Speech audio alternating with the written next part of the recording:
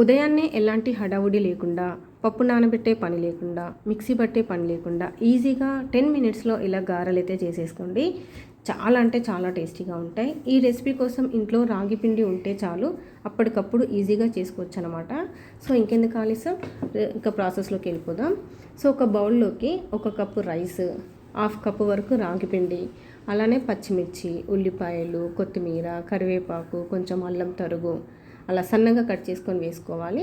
దీంట్లో కొంచెం సాల్ట్, అలానే జీలకర్ర కూడా యాడ్ చేసేసుకొని అన్నము అలానే రాగిపిండి చక్కగా కలిసేలాగా కలుపుకోవాలన్నమాట. సో ముద్దలాగా కలుపుకోవాలి. అవసరమైతే మిక్సీ కూడా పట్టుకోవచ్చు. అవసరమైతే కొంచెం వాటర్ కూడా యాడ్ చేసేసుకొని చక్కగా ముద్దలాగా కలుపుకోవాలన్నమాట, చపాతీ పిండిలాగా. సో తర్వాత కాస్త ఆయిల్ యాడ్ చేసుకొని మనము గారెలాగా ఒత్తుకొని డీప్ ఫ్రై చేసేసుకోవడమే. చాలా అంటే చాలా టేస్టీగా ఉంటాయి. సో ఇది నైట్ అన్నంతో చేసుకోవచ్చు, లేదు అప్పటికప్పుడు అన్నం వండుకొని చల్లారకనైనా వేసుకోవచ్చు అనమాట.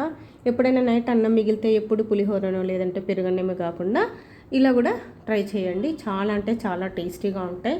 సో లోపల వచ్చేసి మెత్తగాను, బయట వచ్చేసి క్రిస్పీగాను చాలా టేస్ట్ ఉంటాయి అనమాట.